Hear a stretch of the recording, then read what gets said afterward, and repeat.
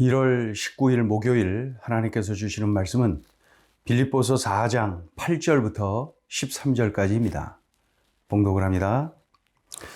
끝으로 형제들아, 무엇에든지 참되며 무엇에든지 경건하며 무엇에든지 옳으며 무엇에든지 정결하며 무엇에든지 사랑받을 만하며 무엇에든지 칭찬받을 만하며 무슨 덕이 있든지 무슨 기림이 있든지 이것들을 생각하라.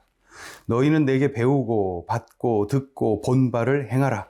그리하면 평강의 하나님이 너희와 함께 계시리라. 내가 주 안에서 크게 기뻐함은 너희가 나를 생각하던 것이 이제 다시 싹이 남이니 너희가 또한 이를 위하여 생각은 하였으나 기회가 없었느니라. 내가 궁핍함으로 말하는 것이 아니니라. 어떠한 형편에든지 나는 자족하기를 배웠노니 나는 비천에 처할 줄도 알고 풍부에 처할 줄도 알아. 모든 일 곧 배부름과 배고픔과 풍부와 궁핍에도 처할 줄 아는 일체의 비결을 배웠노라. 내게 능력 주시는 자 안에서 내가 모든 것을 할 수 있느니라. 아멘. 사도 바울은 강조합니다. 성도는 하늘 시민권을 가진 사람답게 살아야 한다. 하늘의 사람답게 이 땅에서 살아야 된다는 말씀이죠. 그래서 성도가 갖추어야 할 덕목들이 있다. 성도가 갖추어야 될 덕목. 그게 뭐랍니까? 8절을 읽어봅니다. 끝으로 형제들아, 무엇에든지 참되며 무엇에든지 경건하며 무엇에든지 옳으며 무엇에든지 정결하며 무엇에든지 사랑받을 만하며 무엇에든지 칭찬받을 만하며 무슨 덕이 있든지 기름이 있든지 이것들을 생각하라.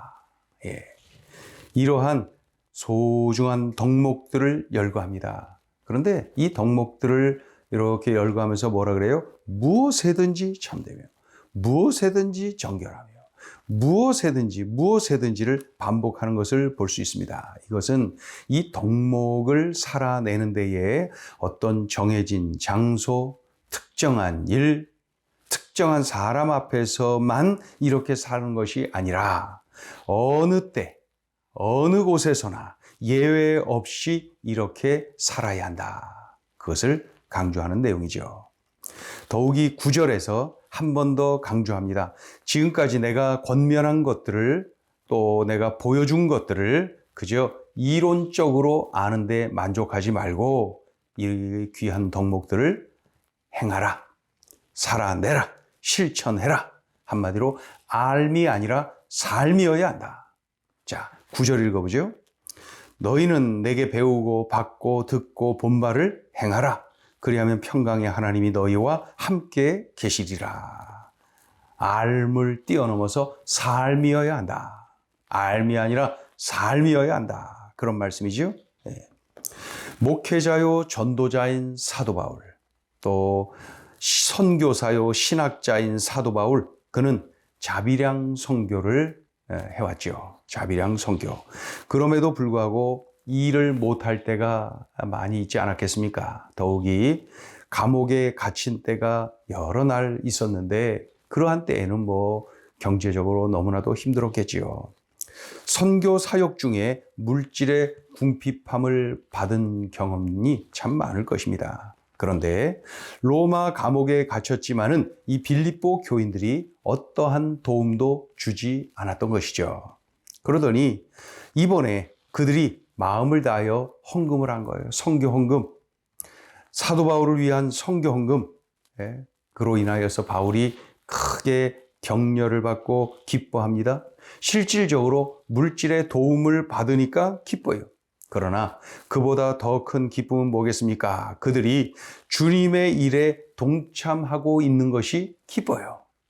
그들이 목회자를 배려하는 마음을 품고 있는 것이 기뻐요. 감사해요. 예.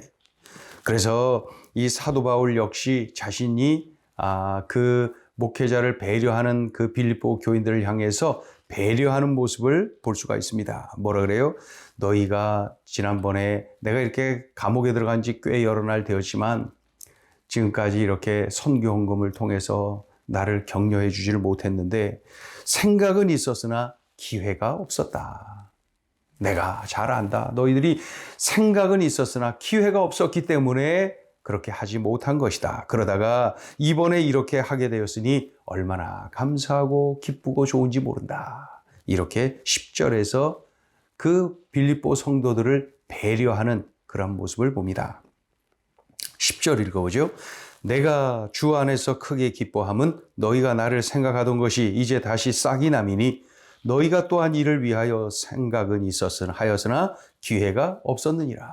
생각은 하였으나 기회가 없었다. 그래서 그동안 못했었는데 이번에 이렇게 하게 되었으니 참 감사하다, 좋다, 행복하다, 격려가 된다는 그러한 내용이죠. 11절부터 13절까지를 보면은 빌립보 성도들을 배려하는 이 사도 바울, 그가 빌립보 성도들의 후원이 없었던 때에 오히려 빌립보 성도들을 원망하고 불평하고 힘들어하고 그런 것이 아니라 오히려 하나님을 더욱 의지하는 기회로 삼았다. 그리고 풍부와 궁핍, 어떠한 환경에서도 자족할 줄 아는 비결을 배우게 되었다. 내게 능력 주시는 자 안에서 그것이 가능했다. 그러니까 궁핍했죠. 그럼에도 불구하고 그 감옥 안에서 자족을 배웠다. 내 힘으로는, 내 인격으로는 안 되는데 내게 능력 주시는 자 안에서 그것이 가능했다. 우리 13절 읽어보죠. 11절부터 쭉 읽어보죠. 11절부터 내가 궁핍함으로 말하는 것이 아니니라 어떠한 형편에든지 나는 자족하기를 배웠노니 나는 비천에 처할 줄도 알고 풍부에 처할 줄도 알아. 모든 일 곧 배부름과 배고픔과 풍부와 궁핍에도 처할 줄 아는 일체의 비결을 배웠노라. 내게 능력 주시는 자 안에서 내가 모든 것을 할 수 있느니라. 이런 것이 가능했던 것은 내게 능력 주시는 우리 주님이 계셔서 가능했다. 자, 오늘 주시는 메시지입니다. 첫째, 예수 안에서 자족하라. 자족이라는 말이 무슨 뜻입니까? 자족이라는 말은 주 안에서, 예수 안에서 만족하고 감사하는 마음, 이것이 바로 자족입니다. 그냥 내가 내 인격으로 만족하고 감사하는 그것을 이야기하는 것이 아니라 주님 안에서만 가능하거든요. 그래서 주님 안에서 만족하고 감사하는 것, 그것이 바로 자족입니다. 주님이 주신 부모님, 주님이 주신 아들, 딸, 만족하고 감사하는 것, 그것이 자족입니다. 주님이 주신 남편, 주님이 주신 아내, 주님이 주신 우리 소그룹 식구들 만족하고 감사하세요. 그것이 바로 자족입니다. 이런 자족이 없으면은 어떤 현상이 벌어지겠어요? 남들과 비교합니다. 그럼 비교하면 어떤 현상이 또 일어납니까? 원망이 나오죠? 불평이 나오죠? 지적하고 정죄하게 되죠? 엉망이 되겠죠? 그런 후에 후회하죠. 이것이 자족 없는 미숙한 사람의 삶에서 흔히 나타나는 모습입니다. 예수 안에서 만족하고 감사하는 마음, 이것이 자족입니다. 이것이 자족입니다. 이런 자족이 있는, 이런 자족의 삶을 사는 성도가 바로 성숙한 성도입니다. 사도 바울이 감옥에 갇혔지요. 그러나 성도들의 후원도 없고 환경은 더더욱 어려워지고 지치고 얼마나 힘들었겠습니까? 그런데 이 사도 바울은 예수 안에서 만족하고 감사하고 예수 안에서 만족하고 감사하고 자족했다는 겁니다. 자족의 삶을 살아냈다는 거예요. 그랬더니 원망이나 불평이나 누구를 정죄하거나 그리고 후회하거나 그런 삶이 아니라 감사와 기쁨이 넘치는 그러한 은총의 삶을 내가 보냈다. 이렇게 고백하고 있죠. 이것이 바로 자족의 능력입니다. 예수 안에서 만족하고 감사하는 삶.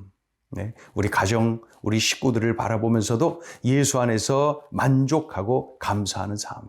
나의 환경을 보면서도 예수 안에서 만족하고 감사하는 삶. 이 자족하는 삶을 살게 될 때에 불평하고 원망하고 정죄하고 후회하는 것이 아니라 어떻게 합니까? 기쁨이 밀려오고 감사가 밀려옵니다. 이 자족의 삶을 우리가 살아내는 성숙한 성도여야겠습니다. 예수 안에서 자족하라. 자, 둘째 주시는 메시지입니다. 예수 안에서 할 수 있음을 명심하라. 예수 안에서 만족하고 감사하는 마음, 이거 자족이라고 그랬죠? 정말 귀한 겁니다. 우리가 살아내야 합니다. 그러나 이것이 나의 힘으로 불가능합니다. 나의 인격으로 불가능합니다. 한마디로 내 힘으로는 자족의 삶을 살 수가 없습니다. 그럼 어떻게 가능하겠어요? 사도 바울의 고백대로 내게 능력 주시는 자 안에서 그것이 가능합니다. 내게 능력 주시는 자 안에서 가능합니다. 13절 읽어보죠. 내게 능력 주시는 자 안에서 내가 모든 것을 할 수 있느니라. 우린 늘 고백하고 기도해야 됩니다. 주님, 저는 약합니다. 주님이 능력을 주시지 않으면 저는 아무것도 할 수 없습니다. 그러나 주님이 능력을 주시면 무엇이든 할 수 있습니다. 이러한 믿음, 이러한 믿음의 고백, 이것이 중요하죠.